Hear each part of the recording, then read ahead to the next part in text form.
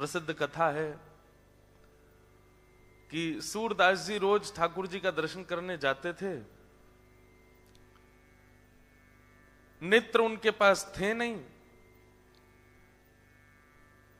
तो जैसे दर्शन करने के लिए जाते तो सब लोग दर्शन करते, सूरदास जी उस पद का गायन कर देते कि आज ठाकुर जी लग कैसे रहे हैं, और सब आश्चर्यचकित हो जाते, इनको किसने बताया, ये तो देखे ही नहीं सकते, ये तो अंधे हैं, फिर इनको कैसे अनुभव हो जाता है कि ठाकुर जी कैसे रूप में है।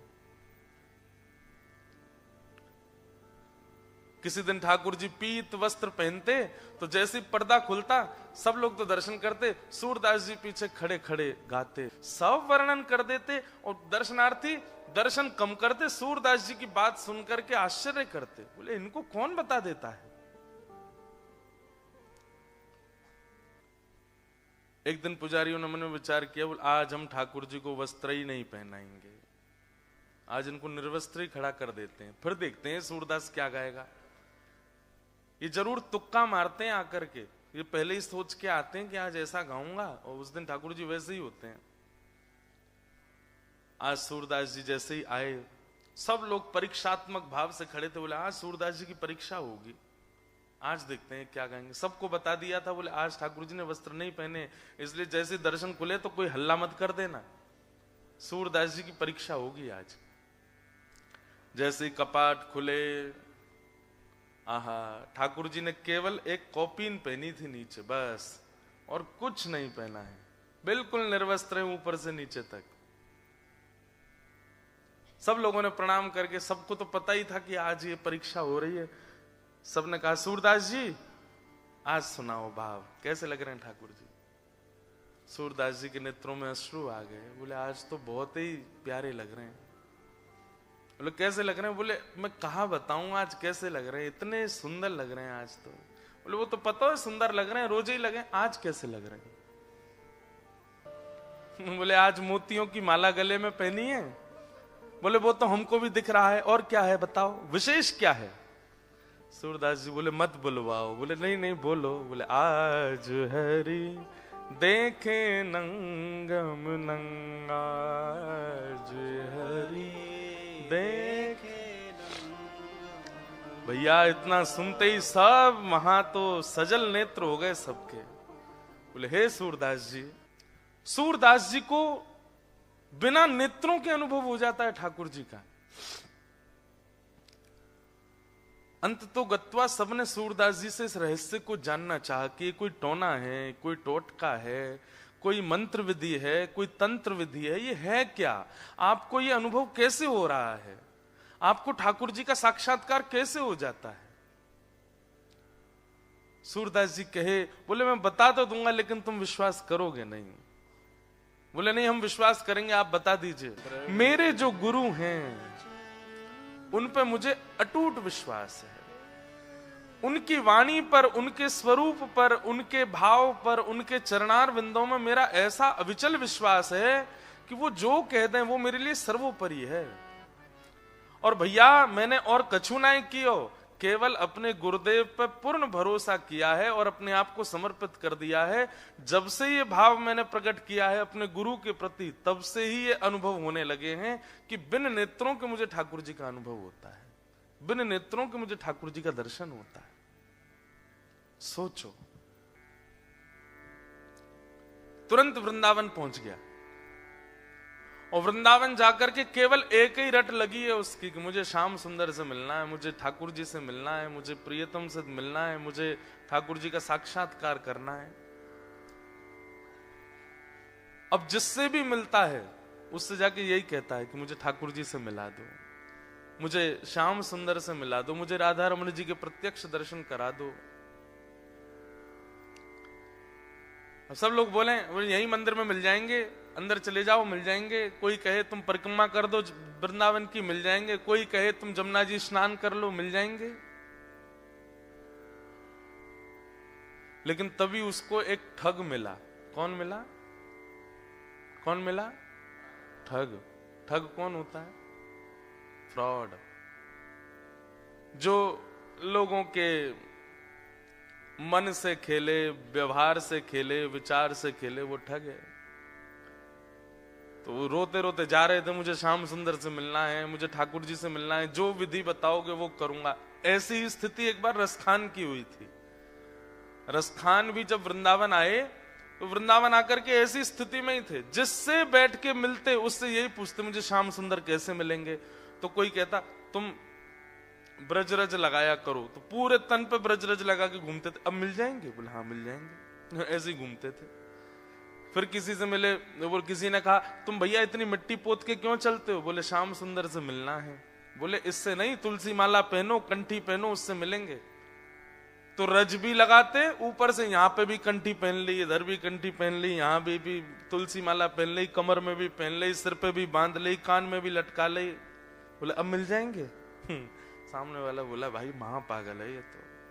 हाँ मिल जाएंगे, ऐसे ही मिल जाएंगे। तो वैसे ही घूमते। इतने में कोई मिला, उसने पूछा ए भाई तुम इतनी कंठी पहन के क्यों घूमते हो? बोले श्याम सुंदर से मिलना है। ऐसे नहीं मिलेंगे, वृंदावन की रोज 3 परिक्रमा लगाया करो बस। कोई कहे भर दे, निकल गए परिक्रमा में। 3 नहीं, पूरे दिन चलते ही रहते हैं, वृंदावन परिक्रमा में डोलते रहते। जहां नींद आ जाती है वहीं सो जाते हैं, जैसे आंख खुलती है फिर चलने लगते हैं। वृंदावन परिक्रमा पथ छोड़ा ही नहीं, उसी में चलते हैं। फिर कोई मिल गया, बोले भैया हमने देखा तुम पूरे दिन वृंदावन परिक्रमा ही लगाते रहते। बोले श्याम सुंदर से मिलना है। ऐसे नहीं मिलेंगे, वो कंठ भर यमुना जल में खड़े हो जाओ तब मिलेंगे। बस उसी समय कोई कह दे, उस पर यह विचार नहीं करते थे कि कहने वाला योग्य है कि अयोग्य है, कि कितना बड़ा है कितना छोटा है, कौन है। कह दे कि ऐसे ठाकुर जी मिलेंगे, वही करने लगते। हाँ सब जगह ढूंढा, सब प्रयास किए, उनकी इस भोलेपन पर, उनके इस विश्वास पर कि कोई भगवत प्राप्ति का मार्ग सहज बता दे, उसी को करने लगते हैं। इतने प्रसन्न हो गए ठाकुर जी इस भाव से। रसखान को एक दिन ठाकुर जी दिख गए, और जैसे ही ठाकुर जी दिखे बावड़े होकर के रसखान डोलने लगे। किसी ने पूछा, बोले क्या हुआ? बोले मुझे ठाकुर जी मिल गए। किसी ने पूछा वर्णन तो करो, कैसे दिखे, कैसे मिले? तो जो वर्णन किया है ना रसखान ने, रसखान बोले मैंने कैसे देखा, सब जगह ढूंढा, मुझे नहीं मिले। तभी मैंने वृंदावन की एक कुंज में देखा, तो उस कुंज में मुझे दिखा कि एक रत्न जड़ित सिंहासन है, और उस सिंहासन पर किशोरी जी बैठी हैं, और किशोरी जी के चरणों में अपने मुकुट को रख करके श्याम सुंदर बैठे हैं। मैंने वहां उनको देखा। देखो दुर्यो में कुंज कुटीर में रहो पलोटत। पलोटत का मतलब होता है ऐसे ऐसे पलट रहे हैं ठाकुर जी। राधिका पायन, किशोरी जी के चरणों में लिपटा हुआ मैंने श्री कृष्ण को देखा। ये वुमेन एम्पावरमेंट वाले जो होते हैं ना, इनको कभी कभी ठाकुर जी को अपना एम्बेसडर बनाना चाहिए। श्री कृष्ण जैसा नारी सशक्तिकरण करने वाला मुझे आज तक नहीं दिखा। आप लोग जगन्नाथपुरी गए? नहीं भी गए होंगे तो जगन्नाथ जी का दर्शन चित्र में किया होगा। बड़े भैया इधर बैठते हैं, छोटे भैया इधर, बीच में बहन बैठती है, छोटी बहन है। और आप कभी जगन्नाथपुरी जाओगे ना, आपको सब दर्शन करने किसके जा रहे हैं? जगन्नाथ जी के। पर जगन्नाथ भगवान को जब आप देखोगे तो गर्भगृह का गेट इतना सा है और ठाकुर जी इतने बड़े बड़े हैं। तो आप जब देखोगे जगन्नाथ जी इतने ही दिखेंगे आपको, और बलभद्र जी इतने दिखेंगे, वो इधर बैठते हैं, जगन्नाथ जी इधर, सुभद्रा जी पूरी पूरी दिखती हैं। मानो इतनी जनसंख्या दर्शन करने के लिए आई है, तब भी ठाकुर जी ने बहन को आगे कर रखा, तुम दर्शन दो, तुम्हारी आराधना होगी। हमारे वृंदावन में आ जाओ, वहां पे भी ठाकुर जी, जो लोग व्रजरस नहीं जानते वो ठाकुर जी का नाम बोलते हैं, जो वृंदावन रस को जान गए हैं वो किशोरी जी का ही नाम बोलते हैं। उनको पता है कि बोले ठाकुर जी तो केवल दर्शन दे रहे हैं, चलेगी तो यहाँ किशोरी जी की। जब लाला थे तो यशोदा मैया सर्वोपरि, जब नेक बड़े हुए तो किशोरी जी सर्वोपरि।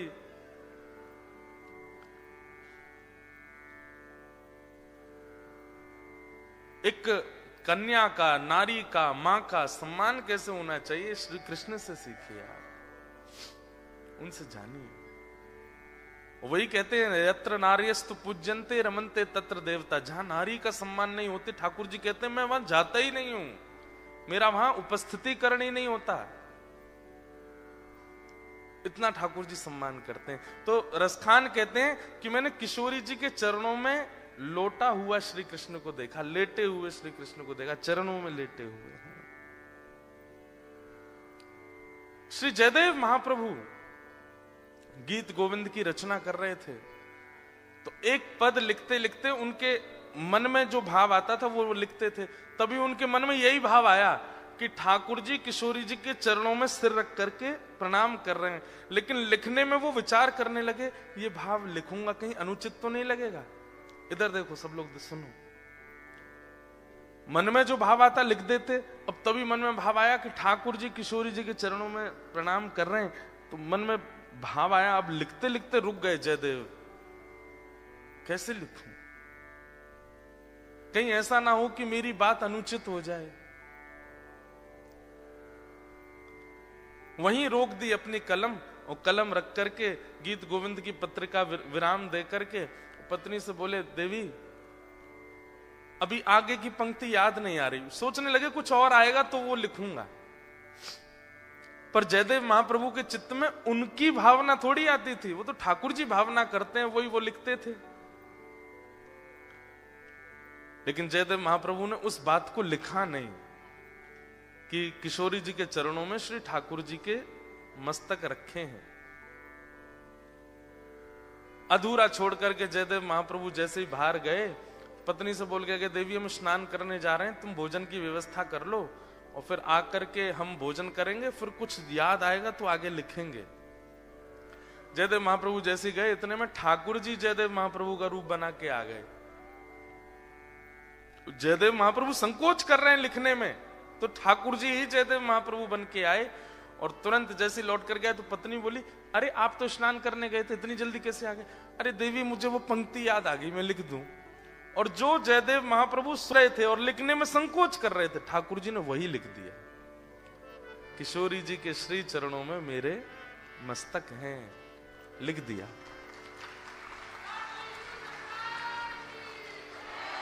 जैसे ही ये लिखा भाव लिखने के बाद ठाकुर जी बोले, अब इतने सही पूर्ति थोड़ी, इतनी दूर चल के आए, भोजन पानी करके जाएंगे। देवी भोजन लगा लिया तुमने? तो जयदेव महाप्रभु पत्नी बोली, आप स्नान नहीं करेंगे? बोले, आज बिना स्नान किए पाएंगे, लाओ। वाह, आज सारे नियम तोड़ देंगे। बोले, आज मैं बहुत प्रसन्न हूं, ऐसी पंक्ति लिखी है मैंने, मेरे को मन हो रहा है कि आज मैं बिना स्नान के प्रसाद पाऊं। पत्नी बोली, जैसी आज्ञा, पति के आगे थोड़ी बोलना चाहिए। लीजिए, लगा करके प्रसाद दिया। जयदेव महाप्रभु के रूप में ठाकुर जी ने खूब प्रेम से पाया। उनकी पत्नी का नियम था कि पति की थाली में ही पाती हैं पत्नियां, उनका थोड़ा उच्छिष्ट हो या साथ में बैठ के पा लेती हैं या उसके बाद पाती हैं, पति की थाली में ही पा लेती हैं। तो उनकी पत्नी का नियम था, वो जयदेव महाप्रभु के बाद उसी थाली में पाती थी। थाली लेकर के वो अपना पाने बैठ गई। जयदेव महाप्रभु, अब हम जा रहे हैं नहाने के लिए, हाँ तुम पालो। ठाकुर जी जैसे गए, इतने में असली जयदेव महाप्रभु आए। जैसे ही घर में आए, देखा पत्नी प्रसाद पा रही। देवी आज इतनी भूख लगी कि हमसे पहले ही पा लिया। पत्नी बोली, वाह, अभी तो आप पाके गए हो। बोले, मैं कब पाके गया? मैं तो बोल के गया था कि प्रसाद की तैयारी कर लो। अरे कितनी जल्दी भूल गए? अभी आप आए लौट करके, बोले पंक्ति याद आ गई है, आपने पुस्तक उठा के पंक्ति लिखी, उसके बाद बोले प्रसाद पवा दो। मैंने बोला भी कि बिना नहाए पाओगे? बोले, हाँ आज बहुत प्रसन्न हूं, पाके चले गए स्नान करने, और अब कह रहे हो ये सब क्या?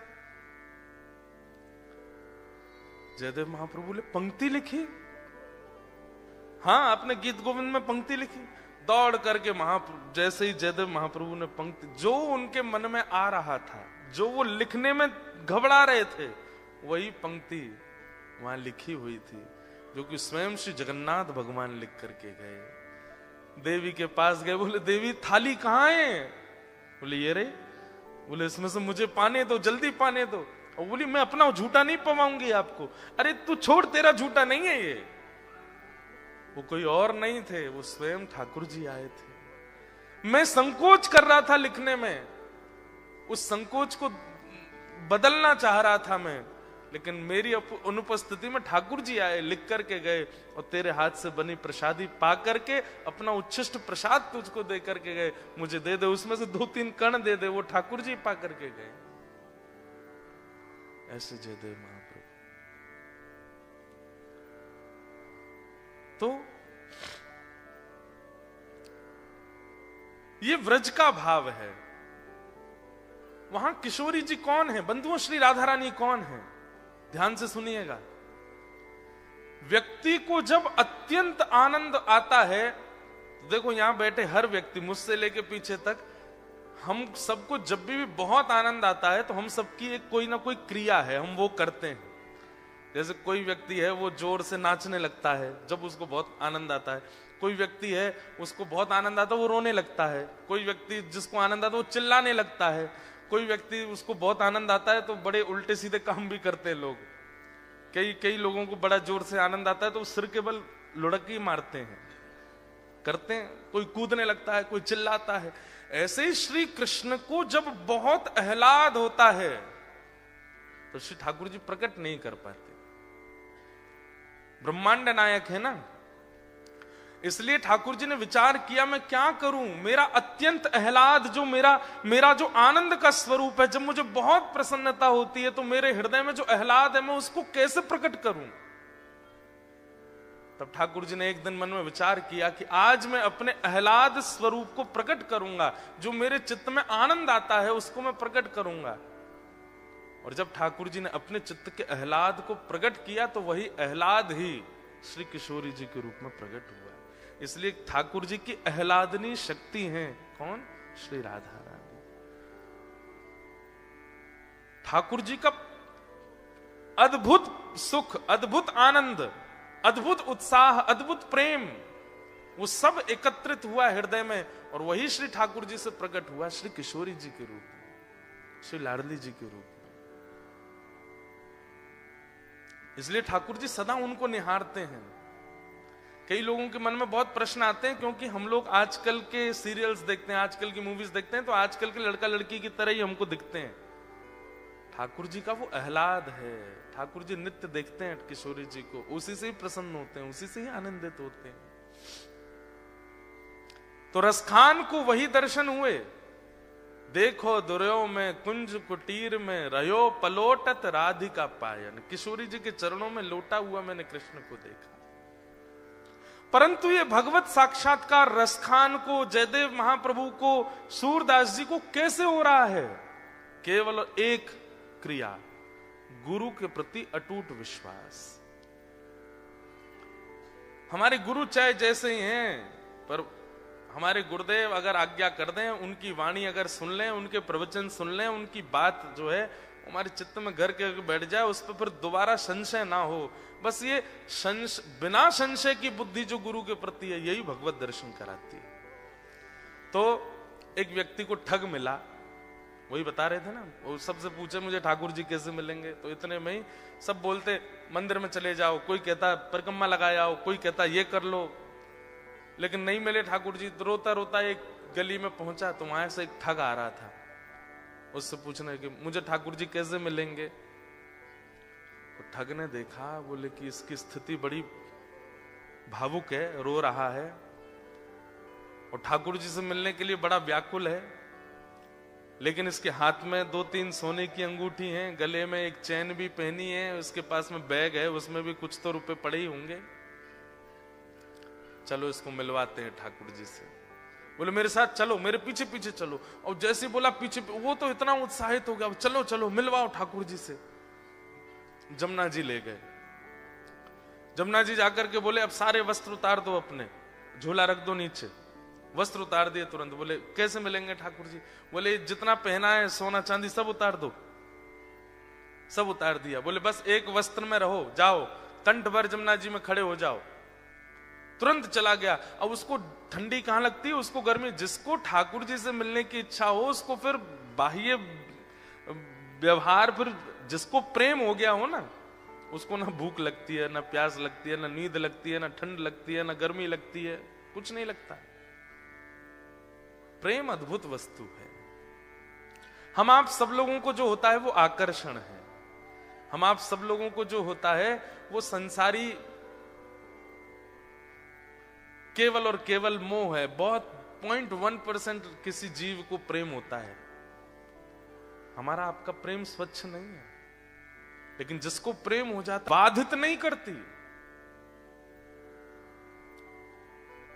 अपने प्रियतम को अगर देखना है तो कितनी भी ठंड पड़ रही हो वो ठंड में जग जाएगा। अपने प्रियतम के लिए भूखा रहना है तो रह लेगा। चला गया यमुना जी में खड़ा हो गया कंठ भर जल में और बोले नेत्र बंद कर लो, और नेत्र बंद करके श्री राधा पुकारते रहो। जब तक मैं कहूं नहीं तब तक आंख मत खोलना। जैसे ही ठाकुर जी सामने आएंगे मैं बोलूंगा कि आंख खोलो तभी खोलना। तुरंत आंख बंद करके खड़ा हो गया। ठंड पड़ रही थी, कंठ भर जमुना जल में खड़ा है। श्री राधा श्री राधा श्री राधा श्री राधा। ठग ने सारे कपड़े उठाए, झोला उठाया, अंगूठी अंगूठी सब उसकी ली, भाग गया। वो बेचारा खड़ा है जमुना जी में। इतने में ही नुकुंज में विराजमान श्री किशोरी जी ठाकुर जी के पास गई। बोले श्याम सुंदर देखो तो एक वैष्णव कितनी ठंड में जमुना जल में खड़ा होकर के मुझे पुकार रहा है। ठाकुर जी बोले तो क्या इसको दर्शन देना है? ठाकुर जी बोले इसने कोई ऐसा पुण्य तो किया नहीं है, ऐसे कोई इसके भजन साधन तो है नहीं इसको दर्शन। बोले कि आप वो करिए जो हम कह रही हैं, बस इसको दर्शन दे के आओ। देखो कितना बेचारा परेशान हो रहा है। ठाकुर जी बोले ठीक है जाता हूं। इतने में ठाकुर जी प्रकट हो गए और त्रिभंग ललित स्वरूप धारण करके जैसे ठाकुर जी प्रकट हुए वंशी नाद करने लगे। वेणु की ध्वनि जैसी उसके कानों में पड़ी तो वो जोर से बोला श्री राधा श्री। अरे भैया ये वंशी कौन बजा रहा है? श्री राधा श्री राधा श्री राधा। ये चंदन की सुगंधी कहां से आ रही है? श्री राधा श्री राधा। ये अद्भुत तेज जैसा मेरे मुंह पे क्यों पड़ रहा है? अरे भैया ये कौन है सामने? ठाकुर जी बोले जिसको तुम ध्यान कर रहे हो, जिससे तुम मिलना चाहते हो। अरे सब जगह जा के कहते हो श्याम सुंदर से मिला दो, हम तुम्हारे सामने खड़े, चलो नेत्र खोलो। वो बोला आपके बगल में मेरे गुरुजी खड़े हैं, उनसे बुलवाओ, वो अगर बोलेंगे नेत्र खोलो तो ही खोलूंगा।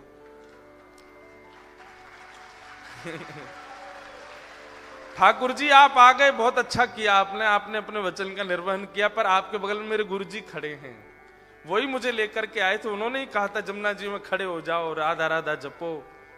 गुरुजी कहां गए मेरे? बोले कि यहां कोई गुरु नहीं है। अरे मेरे गुरुजी वहीं होंगे, वही मुझे गली में मिले थे, वही मुझे लेकर के आए थे। ठाकुर जी बोले वो कोई गुरु नहीं है, ठग है, एक नंबर का ठग। तो वो जो खड़ा था जमुना जी में बोला सुनो मुझे पता है आप ठाकुर जी नहीं हो। क्यों? मेरे गुरु की निंदा कर रहे हो? चले जाओ यहां से, आप ठाकुर जी नहीं हो सकते। जिन गुरु जी ने आपसे मिलवाया या आपको मेरे सामने भेजा भी उन्हीं गुरु की निंदा कर रहे हो, मुझे आपको नहीं देखना। ठाकुर जी बोले बड़ा पागल है, हमको क्या जम जा सर्दी में। ठाकुर जी वापस आ गए। श्री जी बोली दिया है दर्शन? अरे श्री जी कैसे पागलों के पास भेज देती हो आप? मैं 20 मिनट से वहां खड़ा था, उसको बोल रहा था नेत्र खोल करके दर्शन कर ले, मेरे यूं कह रहा बगल में गुरु जी होंगे उनसे किब्बाओ। उसका गुरु वो ठग है, एक नंबर का चोरी करता है, ब्रजवासियों की चोरी करता है। उसको तो किसी दिन बताऊंगा मैं, उसको गुरु माने बैठा है। इनको इतनी बुद्धि नहीं किसको गुरु बनाना चाहिए, किसको मानना चाहिए, उसकी बात मान के बैठा है। श्री जी बोली या तो उसको दर्शन दे के आओ, नहीं तो हम नाराज हो जाएंगे। उसको दर्शन दो। बोले अरे वो गुरु की आज्ञा मानेगा। बोले तो गुरु को खोजो, पहले गुरु से बुलवाओ कि आंख खोल, दर्शन दे के आओ। ठाकुर जी बोले हे श्यामा जी आप कितनी भोली हो, कितनी सीधी हो। बताओ उस ठग ने जीवन में कुछ अच्छा नहीं किया, उसको मेरे दर्शन करवा दो। ठाकुर श्री जी बोली आप ये विचार क्यों करते हो कि किसी के पास योग्यता होगी तो ही दर्शन दोगे, अयोग्यों को दर्शन नहीं दे सकते। हमारे ब्रज में एक कथा बताते हैं कि जन्माष्टमी पहले आती है राधाष्टमी से। तो जन्माष्टमी पर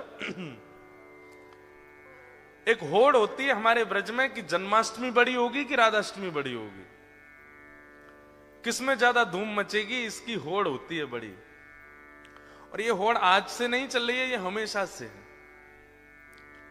तो जब ठाकुर जी और श्री जी धराधाम पे लीला कर रहे थे तब की एक ऐसी लीला है कि सारे ग्वाल बाल जो हैं ये प्रतिस्पर्धा में तैयारियां करते हैं कि अरे ललिता आवेगी, विशाखा आवेगी, चंपकलता आवेगी, इंदुलेखा आवेगी, सबरी आकर के देखेंगी और जैसे ही लाला की वैभव को दर्शन करेंगी आंख खुली रह जाएंगी उनकी।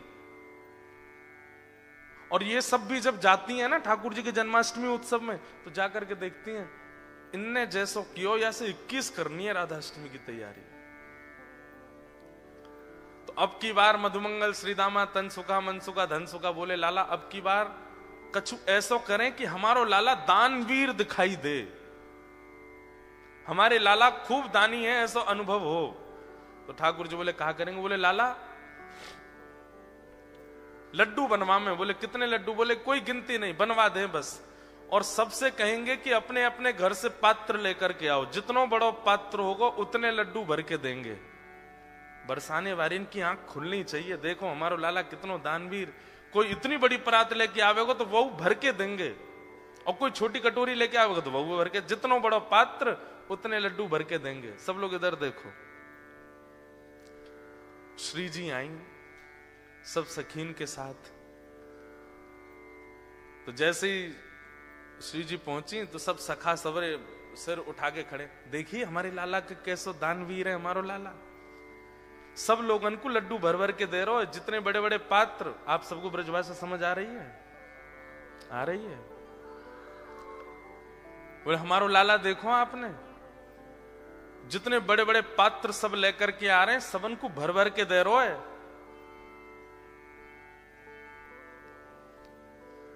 इतने में ललिता बोली और कोई छोटे पात्र लेके आ रहे हो तो? वो बोले भाई जितना बड़ा पात्र उतने ही लड्डू मिलेंगे, और तुम्हारी बस चले तो इतना बड़ा पात्र ले आओ, लाला भर के ही देखो। अब तुम पे है ही इतना सा तो फिर तो 4 लड्डू ही देखो। ललिता विशाखा बोली राधाष्टमी पे बरसाने आइयो अब के तो दिखाएंगे हम। तो सब रे सखा बोले ऐसो कहा करेंगे ये?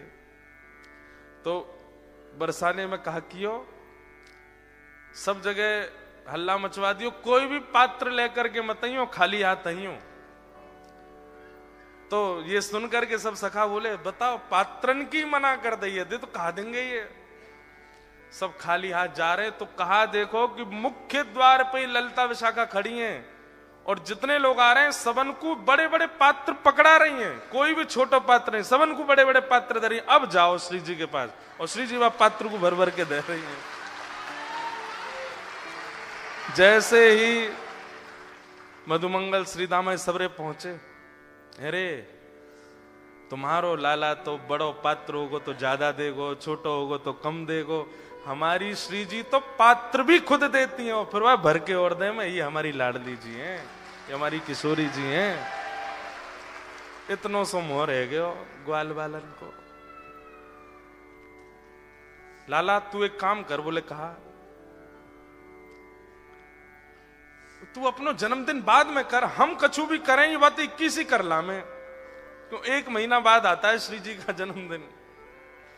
ठाकुर जी बोले अब मैं दोबारा जन्म लेके आऊं 1 महीना बाद? बोले कहां बता मैं कितनों कछु कर ले हो, हम तो 21 ही नहीं कर आवे हर बार। तो हमारी श्री जी कैसी है? अब इसके आध्यात्मिक अर्थ क्या है कि हमारे ठाकुर जी तो ऐसे भैया तुम्हारी पात्रता जितनी है उतनी कृपा करेंगे, पर हमारी श्री जी कैसी हैं? बोले पात्र भी स्वयं बनाती हैं और फिर कृपा भी करती हैं। ऐसे हमारी लाडली जी, ऐसे हमारी किशोरी जी। तो श्री राधा रानी बोली जाओ पहले उस ठग को खोजो और उसको लेकर के जमुना जी पर जाओ, वाते किब्बाओ कि लाला आंख खोल, और ये जब आंख खोले तो यहां दर्शन दे के फिर आओ। ठाकुर जी बोले जा रहा हूं। ठाकुर जी गए। अब ठग को खोज रहे हैं वृंदावन में कहां है। इतने में वो कहीं मिल गया। तो ठाकुर जी जैसे ही पहुंचे आंख पे हाथ, अरे भैया इतनी जोर से रोशनी आ रही है, कौन आयो? इतने में श्री राधा रमन लाल प्रकट हो गए उसके सामने। ठग बोलो आप? बोले मैं नंदन नंदन। ब्रज और चंदन। अरे आप मुझको प्रत्यक्ष दर्शन दे रहे, मैं छू के देख लूं? बोले तेरी पात्रता तो ना, लेकिन छू ले। तो छू के देखे, चरण पकड़े, अरे वाह जय हो, बलैया लेवे ठाकुर जी की, खूब रोवे। बोले जय जय, एक बात कहूं? बोले कहा, आज तक मैं यूं ही सोचो करता हूं कि मैंने जीवन में इतने गलत काम किए हैं, इतने गलत काम किए हैं, इतने गलत काम किए कि कभी गंगा जमुना भी मुंह को स्वीकार नहीं करेंगी। लेकिन आज मेरे मन में आई कि मैंने अच्छे काम तो किए जो आप मुंह को मिल रहे हो। ठाकुर जी बोले दारी के तेने कछु अच्छो कियो ना है, वो तो श्री जी की तो पे कृपा है गई है। बोले जय जय, कैसे कष्ट दे रहे हो बताओ? बोले चल मेरे संग, वो एक खड़ो करके आयो तू जमुना जी में, वो कंठ पर गंगा जल जमुना जी में खड़ो मेरे दर्शन को, बातें जाके बोल कि आंख खोल के दर्शन कर, ये किब्बा भी आयो तो ते। अच्छा जय जय, वहां जानो है क्या जमुना जी? बोले हाँ। बोले एक काम कर दो। बोले कहा, मेरी पत्नी सोरी बहू को दर्शन दे दो। ठाकुर जी बोले तू चल रहा हो कि नहीं चल रहा? बोले जय जय देख लो, बहू का दर्शन नहीं दोगे तो मैं नहीं जाऊंगा। अब ठाकुर जी को लगे बाय दर्शन नहीं दिए तो श्री जी वहां उल्टो डांटेंगी। सब पूरे परिवार को झड़ा दर्शन करा दिए वाने ठाकुर जी के, और अंत में सबरे अपनी बात मनवा के, काम मनवा करके तब बोलो अब चलो। ठाकुर जी बोले जल्दी चल। बोले तू एक बार वाकई आंख खुलवा तो फिर मैं बताऊंगा। जैसे ही पहुंचे, ठिठर रहा है, मुख नीला पड़ गया ठंड के कारण, लेकिन आंख नहीं खोली उसने। ठाकुर जी बोले ए देख तेरे सामने फिरते आ गया हूं मैं। बोले आप आ गए, लेकिन पहले मेरे गुरु जी से किब्बाओ कि आंख खोलो। बोले चल इसको बोल, आंख खोलने के लिए बोल। अरे भैया तेरे सामने साक्षात जगत नियंता जगदाधार साक्षात ठाकुर जी खड़े हैं, तू जल्दी नेत्र खोल के दर्शन कर ले। जैसे ही उसने नेत्र खोले, श्याम सुंदर खड़े हैं, मधुर वेणु बजा रहे हैं, त्रिभंग लली हैं, मोर मुकुट पहना है, सुबह से श्रृंगार करके डोल रहे ठाकुर जी मेरे दर्शन करेगो। उसने कही जय जय, मैं आपको प्रणाम कर लूं। बोले जल्दी आप प्रणाम करो। बोले गुरु जी से किब्बाओ पहले। बोले इसको बोल मुझे प्रणाम करे। बोले आओ भैया प्रणाम करो। बाहर आकर के उसने प्रणाम किए, फिर गुरुदेव को प्रणाम। ठाकुर जी उस पर इतने रिझ गए, बोले ये गुरु नहीं है, ये महाठग है, ये महाचोर है। लेकिन इसने ये बोल दिया था कि मैं ठाकुर जी से मिलवाऊंगा, तो तेरे में इतना विश्वास आ गया कि इसकी बात को तू पत्थर की लकीर मान के चल रहा है। मैं तो बहुत प्रसन्न हूं। और ठाकुर जी ने उसको हृदय से लगाया तो दूर खड़ा ठग रो रहा था। बोले जय जय, आप इसको इतना प्रेम क्यों करो? बोले है ही इतना प्रिय। बोले बनाया तो मैंने ना, प्रेमी तो मैंने बनाया, मुझे भी हृदय से लगा लो। ठाकुर जी तू भी आ, और पकड़ करके दोनों को हृदय से लगाया और दोनों को निकुंज लीला में लेकर के गए, और वहां श्री जी ने फिर कृपा करी। तो चाहे सूरदास हो, चाहे कुंभनदास हो, चाहे रैदास हो, चाहे मीराबाई हो, सबको दर्शन गुरु कृपा से। इसलिए एक आश्रय जीवन में गुरु का जरूर होना चाहिए, गुरु की कृपा निश्चित होनी चाहिए। जैसे मीराबाई, मीराबाई अपने पूर्व जन्म में माधवी नाम की गोपी थी, लेकिन अपनी मां की बात मानी। उनकी मां ने पढ़ा लिखा करके भेजा। जब ये माधवी गोपी थी तब ये ठाकुर जी के एक सखा से इनका ब्याह हुआ था, मीराबाई का, पूर्व जन्म में। तो जब ब्याह करके जा रही थी तो इनकी मां ने समझाया, बोले सुन तेरा जो पति है ना, उसका एक मित्र है, उसका नाम है कृष्ण। बोले अच्छा, वो जिसको देखता है उसको अपना बना लेता है, तेरा पातिव्रत धर्म कहीं नष्ट नहीं हो जाए, उसको मुख मत दिखाना अपना। मीराबाई बोली मान गई आपके। माधवी ने मान ली बात। जैसे ही वृंदावन आई तो ठाकुर जी को पता चली हमारो सखा ब्याह करके आयो है। ठाकुर जी दौड़ के पहुंच गए। अरे कहां है बहू? बोले भीतर बैठी है पालकी में। ठाकुर जी पालकी के भीतर घुस गए। छोटे से लाल जी है नेक्से से, भाभी जी ने मुख दिखाई दो, घूंघट करके बैठी। माधवी बोली तुम्हारा नाम क्या है? बोले मैं कन्हैया, मैं कुंवर कान। अरे तुमको तो बिल्कुल नहीं दिखाऊंगी, मेरी मैया ने मना किया है, तो को मुख ना दिखानो। अरे भाभी तू जाने ना है, मेरो मुख देखे हुए कि काजे कितने कितने बड़े बड़े तपस्वी तपस्या करें तब जाए कि मेरो अनुभव होवे, और तुम वो अपना मुख नहीं दिखावेगी।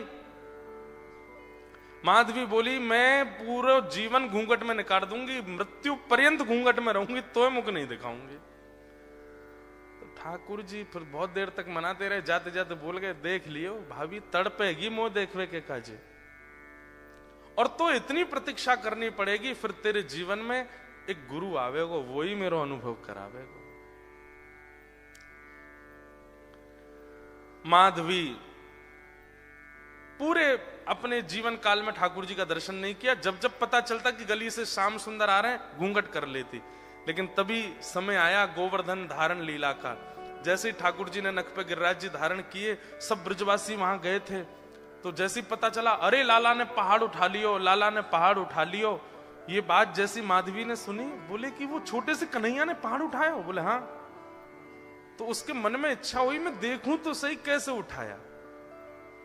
जैसे ही ब्रजवासियों को हटा करके वहां पहुंची जहां ठाकुर जी खड़े थे, जैसे ही उधर पहुंची तो ठाकुर जी के सामने आते ही नेत्र धुंधले हो गए, ठाकुर जी दिखे नहीं।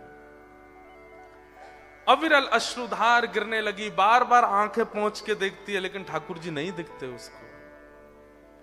तब अंत में चरणों में प्रणाम करती है, बोले जय जय मुझे अपराध है गयो, मैंने अपनी मैया की गलत शिक्षा ले ली। अरे जाकू मुख दिखानो चाहिए, वासे छुपा लियो, कृपा करके दर्शन दो। ठाकुर जी बोले नहीं, अब तो तुमको प्रतीक्षा करनी पड़ेगी। अगर माधवी भी श्री जी के पास गई होती ना तो ठाकुर जी तभी मिल जाते। वो सीधी ठाकुर जी के पास गई। इसलिए हमारे ब्रज भाव में कहते हैं कि पहले वृंदावन जाती, पहले बरसाने जाओ, श्री जी को प्रणाम करो तब वृंदावन आओ। लाला बड़ो टेढ़ो है, बहुत टेढ़ो है लाला। तो माधवी से भी गलती हुई, सीधी ठाकुर जी के पास गई। तो ठाकुर जी क्या बोले पता है?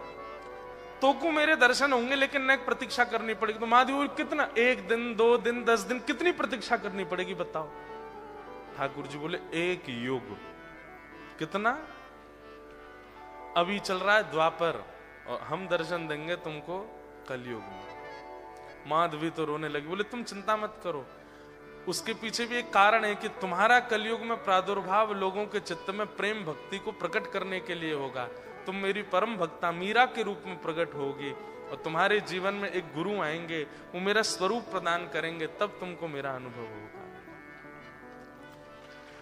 1 युग प्रतीक्षा करी। एक बात तो है बंधुओं कि अविचल प्रेम यदि चित्त में आएगा तो वो प्रतीक्षा से ही आएगा, वो तड़फन से ही आएगा।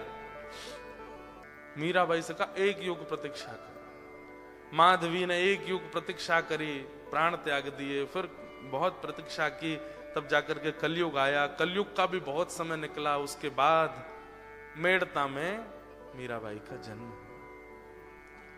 थोड़ी आयु हुई तभी एक संत के ठाकुर जी देख लिए और देख करके मीराबाई को सारी स्मृति आने लगी चित्त में। ऐसे गिरिराज जी उठाए हैं, इतना बड़ा पर्वत कभी इधर जाता है कभी उधर जाता है, सब ब्रजवासी अपनी छड़ी लगा के खड़े हैं, तभी मैं दौड़ करके चरणों में प्रणाम करने गई थी और मुझको दिखे नहीं। 5-6 वर्ष में ये सारी स्मृति आ गई मीराबाई को और तब वो रोने लगी। हे महाराज, ये ठाकुर जी आपके नहीं है, ये मेरे हैं।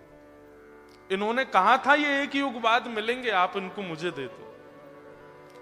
3 दिन के लिए छोटी सी मीरा ने अनशन किया और उसके अनशन व्रत से घबरा करके महाराज जी ने ठाकुर जी दे दिए। और फिर मीराबाई का चरित्र सब है ही है विस्तृत।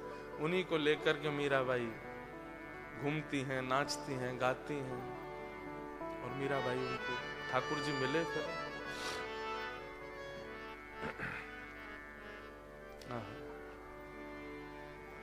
जय मीराबाई ठाकुर जी को नहीं देखती थी, ठाकुर जी मीराबाई को देखते थे। पूरी दुनिया ठाकुर जी को देखती, पर ठाकुर जी सूरदास को देखते थे। पूरी दुनिया ठाकुर जी को देखती, पर ठाकुर जी कुम्भनदास को देखते थे। एक हमारे श्री गौड़िया वैष्णव परंपरा के एक अद्भुत महापुरुष हुए श्री माधवेंद्रपुरी दास। आप जगन्नाथपुरी जा रहे थे तब जगन्नाथपुरी के मार्ग में ही एक सुंदर स्थान पड़ा, गोपीनाथ भगवान का मंदिर। बंगाल में या उड़ीसा में श्री गोपीनाथ जी का वो स्थान है। वो गोपीनाथ जी बड़े अद्भुत हैं। उड़ीसा में खीरचोरा गोपीनाथ, पहले उनका नाम केवल गोपीनाथ था। और ऐसी कथा बताते हैं कि जब प्रभु श्री राम वनवास के लिए जा रहे थे तो एक स्थान पर जाकर के एकांत में ठाकुर जी बैठते थे थोड़ी देर। तो किशोरी जी ने एक बार जिज्ञासा की कि आप क्या ध्यान करते हो, मतलब सीता जी ने। तो ठाकुर जी बोले कि मैं द्वापर में जो प्रकट होने वाला मेरा स्वरूप है उसका चिंतन करता हूं। तो सीता जी बोली हमको भी दर्शन कराओ, वो द्वापर का स्वरूप आपका कैसा होगा। तो राम जी बोले समय आने पर कराएंगे। तो राम जी रोज एक गुफा में जाते, वहां मना कर रखा था ना तो लक्ष्मण जी आना ना सीता जी आना, और एकांत में बैठ के राम जी अपने हाथों से ही ठाकुर जी का स्वरूप बनाते, अपना ही स्वरूप बना रहे थे द्वापर का। कहते हैं कि वही राम जी के द्वारा प्रतिष्ठित प्रकट स्वरूप वही गोपीनाथ जी हैं। उस रूप को देख करके सीता जी इतनी भाव विह्वल हो गई कि राम जी बगल में खड़े हैं, राम जी से कभी दृष्टि हटती नहीं थी सीता जी की, लेकिन गोपीनाथ जी का रूप देख करके सीता जी बोली आपसे ज्यादा प्रिय तो ये लग रहे हैं, कृपा कीजिएगा कि हमको भी अवसर मिले द्वापर में। बोले कि आप तो श्री जी बन के आओगे ही, आपको तो आस्वादन होगा ही इस स्वरूप का। इतना सुंदर मधुर स्वरूप है ठाकुर जी का। तो माधवेंद्रपुरी दास जगन्नाथ दर्शन करने के लिए जा रहे थे। मैं ये बता रहा हूं कि ठाकुर जी लाखों की भीड़ में किसको देखते हैं। तो रास्ते में स्थान पड़ा, वहां गोपीनाथ जी का मंदिर था। तो माधवेंद्रपुरी पाद जी के चित्त में आया कि दर्शन कर लूं ठाकुर जी को। आज भी वहां नियम है कि 12 कुल्हड़ खीर का भोग लगता है ठाकुर जी को। और फिर ठाकुर जी के भोग के बाद शयन में जो लोग दर्शन करने जाते हैं उनको थोड़ा थोड़ा तिनका उस कुल्हड़ में से प्राप्त होता है, 12 कुल्हड़ों में से। माधवेंद्रपुरी जी दर्शन कर रहे थे ठाकुर जी की मधुर छवि का, त्रिभंग लली श्याम सुंदर वहां विराजमान। वो तो दर्शन करने में इतने आसक्त हो गए, इतने उन्मुक्त हो गए कि दर्शन करते करते नेत्रों से अविरल अश्रुधार। बंधु एक बात कहें, हमारी ब्रज परंपरा में कहते हैं कि ठाकुर जी के दर्शन करने गए और सूखे नेत्रों से ही दर्शन कर आए। तो यूं समझियो कि ठाकुर जी ने तुमको नहीं देखा है। अगर ठाकुर जी आपको देख लेंगे तो आपके नेत्र भीग जाएंगे। अनेक वैष्णव गोपीनाथ जी के दर्शन कर रहे थे, पीछे खड़े थे श्री माधवेंद्रपुरी दास। और उस जमाने में इतनी भीड़ नहीं होती थी मंदिरों में, लेकिन दर्शन करके इतने भीगे नेत्रों से रुदन करने लगे, इतने भाव में चले गए कि उनकी स्थिति पागलों जैसी दिखने लगी। बगल में खंबा पकड़ करके रो रहे हैं, कभी नीचे बैठ के रो रहे हैं। तो पुजारी जी के मन में भेद आ गया, बोले ये तो कोई ऐसा ही है। तो जो खीर का प्रसाद था वो सब में बांट दिया, उनको नहीं दिया।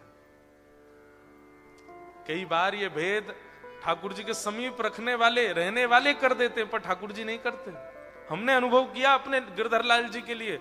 हम कितनी बार ऐसा विचार कर लेते हैं, इनकी गोद में ठाकुर जी की झांपी जी नहीं देंगे, इनके गोद में, इनके हाथ में नहीं देंगे ठाकुर जी। पर ऐसी कोई योजना बनती है, ठाकुर जी खुद चले जाते हैं। तो फिर मन में आता है, मैं तो सोचा था कि इनको नहीं देंगे, ये खुद ही चले गए। इनके ऐसी कोई योजना बनी कि जाना ही पड़ा उनके पास। तो फिर समझ जाते हैं कि ठाकुर जी को ही जाना था। माधवेंद्रपुरी दास को खीर का प्रसाद नहीं दिया। मंदिर बंद हो गया, सब बाहर चले गए। आपका नियम था कि आप मांग करके भिक्षा नहीं लेते थे, कोई दे जाए तो ही पाते थे। व्रज से निकले थे जगन्नाथपुरी के लिए, जिस गांव में रुकते बैठ जाते, अगर कोई आके दे देता बाबा ने प्रसाद पाओ तो ही पाते, स्वयं नहीं मांगते थे। 5 दिन से कुछ पाया भी नहीं था, लेकिन बैठ गए एक वृक्ष के नीचे, बैठ के ये विचार करने, जय हो ठाकुर जी, आपकी बड़ी कृपा है। दुनिया के लोग तो एक ही एकादशी का व्रत करते हैं, मेरे तो 5-5 एकादशी अपने आप हो रही हैं, बढ़िया है। लेकिन ठाकुर जी को याद था कि माधवेंद्र जी को एक कण भी नहीं दिया पुजारी जी ने, उनको ये समझ के कि कोई ऐसे ही है। तो इतने में स्वप्न में अर्धरात्रि, उसी समय, सब लोग इधर देखो, उसी समय ठाकुर जी स्वप्न में पहुंच गए और पुजारी जी से कहने लगे, आपने आज दर्शनार्थियों में खीर बांटी, लेकिन एक मेरा परम भक्त आया, उसको नहीं दिया। पुजारी जी बोले, नहीं नहीं जय जय, मैंने सबको दिया। बोले नहीं दिया। बोले किसको नहीं दिया? बोले एक पीछे रो रहे थे, नेत्रों से आंसू गिर रहे थे बार बार। अरे जय जय, मेरे मन में दोष आ गया, मैंने ये सोचा ऐसे ही कोई है इसलिए नहीं दिया। बोले सुनो, उनको अभी दे के आओ। पुजारी जी बोले, वो तो बट गई सारी खीर, हमने बांट दी, अब तो बची नहीं, अब रात में कहां से बनाऊं, आपको भोग लगाऊं फिर दे के आऊं? बोले नहीं। कितनी खीर का प्रसाद लगता? बोले 12 कुल्हड़। बोले कल कितने बांटे थे? बोले 12 ही बांटे। बोले नहीं, 11 बटे थे, एक हमने छुपा के अपनी जेब में धर लिया था, क्योंकि हमको पता था तुम ये करोगे। हमारी पीतांबरी में एक कुल्हड़ धरा है। ये लाला जगन्नाथ जी का चित्र दिखा रही है लाली, ये बना के लाई हैं कोई बढ़िया सुंदर, तब से दिखा रही है जगन्नाथ जी, लाओ दे दो। मेलबन में हमने एक लाली बुलाई, गोपीनाथ जी बोले पुजारी जी से, बोले मैंने अपनी पीतांबरी में छुपा रखी है, एक खीर प्रसादी दे के आओ। अर्धरात्रि में पुजारी जी उठे, नहाए धोए, जैसे ही मंदिर में भीतर जाकर के देखा तो ठाकुर जी की पीतांबरी जैसी टटोली, तो यहाँ पीतांबरी में बांध रखी थी ठाकुर जी ने एक कुल्हड़ अपने। पुजारी जी के तो नेत्र सजल हो गए। बोले जय जय, क्षमा प्रार्थी हूं, और आपके प्रेम वत्सल, प्रेम भाव पे तो न्योछावर हैं, कितने आप ध्यान रखते हो सबका। लेकर के वो खीर प्रसादी दौड़ करके गए बाहर। ये लीला ठाकुर जी कितनी बार कर चुके हैं अपने भक्तों को प्रसाद पवावे की। वास्तव में ये इतने बढ़िया बढ़िया 56 भोग ठाकुर जी खुद थोड़ी पाते हैं, इनको इस बात में सुख मिलता है, बनाओ मेरे सामने धरो फिर सब में बांटो। जब आप खाते हैं ना, आप पाते हैं, तब ठाकुर जी को अच्छा लगता है। देखो कितनों स्या के पारो है, कितनों खुश है रो पाते समय। और जब जब आप प्रसाद पाते हैं तो फिर आपके पाप भी, ठाकुर जी प्रसाद रूप में ही भीतर प्रवेश करके आपके विकारों को दूर करते हैं। लेकिन कब? जब कोई व्यक्ति प्रसाद मान के ही पावे। ये सोचता है रोटी पा रहे हैं। एक तो हमारी एक बात सुनिएगा, सिडनी वाले जितने भी आगे से पीछे तक सब लोग, आज के बाद कभी ये शब्द प्रयोग ही नहीं करना कि खाना खा लीजिए, खाना बना है, खाना बना रहे हैं। सदैव क्या कहना है? भोग बना रहे हैं। क्या बना रहे हैं? और जब ठाकुर जी को लग जाए तो उसके बाद प्रसाद पा लीजिए। क्या पा लीजिए? हाँ, कि खा शब्द का प्रयोग नहीं करना है। खाना खा लीजिए, पा लीजिए। क्या बोलना है? आपको पता है ये कितना बड़ा अपराध है? ठाकुर जी के प्रसादी को खाना बोलना या किसी व्यंजन से उसका उच्चारण करना, एक प्रकार से उस प्रसाद का प्रभाव उसी समय समाप्त हो जाता है। आपने किसी को कहा ठाकुर जी की प्रसादी मठरी है, उसको भले ऐसे बोल दो प्रसादी मठरी पालो, प्रसादी रबड़ी पालो, प्रसादी खीर पालो। प्रसादी शब्द जब नहीं प्रयोग करते हैं ना, खीर मतलब वस्तु भाव रखते हैं, वस्तु भाव रखते ही उससे प्रसाद का असर खत्म हो जाता है। तो सामने वाला व्यक्ति किस रूप में पाता है? चीनी बहुत अच्छी डाली आपने, इसमें दूध तो बहुत अच्छा है, अच्छा चावल बासमती प्रयोग किया आपने। अरे चावल, दूध, चीनी ये सब वस्तु हैं, ठाकुर जी के सामने धर जाने के बाद में वो प्रसाद है। उसको आप अलग अलग व्यंजन के नाम से नहीं बुला सकते। आप मंदिर गए थे, केला दिया पुजारी जी ने जैसे प्रसाद, तो आप ये नहीं कह सकते पुजारी जी सेब दे दो, केला दो, नहीं, प्रसाद दे दो। या फिर ऐसा कहते केला प्रसाद दे दो या सेब प्रसाद दे दो। प्रसाद बोलना है। चैतन्य महाप्रभु इतने ध्यान रखते हैं इस भाव में, वो कहते हैं कि प्रसाद माने श्री कृष्ण, उनको आप व्यंजन कैसे बोल सकते हो? अब कोई व्यक्ति काला है और उसका नाम माधव है, और आप उसके पास जाके माधव ना, वो एक कालिया इधर आ, कितना विचित्र लगेगा उसको। अरे भाई मेरा नाम है, माधव हूं मैं। ऐसे ही जब ठाकुर जी के सन्मुख वस्तु पधरा दी जाती है ना, तो वे सौभाग्य चाहते हैं। फिर आप चावल को चावल बोलते हैं तो चावल को बड़ी तोहिन लगती है अपनी। अरे मैं प्रसाद बन गया हूं, तुम अब भी मुझे चावल बोल रहे हो। रोटी को रोटी बोलते हैं, रोटी को बहुत बुरा लगता है। और जब व्यंजनों को ही कष्ट होता है, वो व्यंजन भीतर जाकर के सुख कैसे देंगे?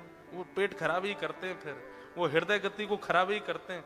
हमारे भारत वृंदावन में आप जाना कभी, जितने भजनानंदी महात्मा है ना, सबकी 500 होगी शुगर, सबकी शुगर इतनी बढ़ी हुई है, लेकिन फिर भी देखो चकाचक पाते हैं। आप कहोगे महाराज जी शुगर बढ़ रही है इतना, तुम प्रसाद के लिए मना कर रहे हो? ये प्रसाद है, ये हमारा अनित नहीं कर सकता। और कितने महापुरुषों को हमने देखा, खूब 90-90 वर्ष के होके गए, चकाचक पाके गए। क्यों? क्योंकि उन्होंने उसके प्रति मिठाई का भाव नहीं रखा, चावल का भाव नहीं रखा, खीर का भाव नहीं रखा, प्रसाद का भाव रखा।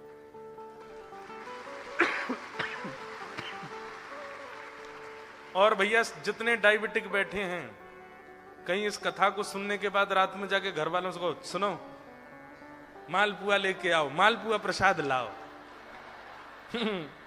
महाराज जी बता के गए थे, गुलाब जामुन प्रसाद, अब तो चकाचक खवाओ हमको।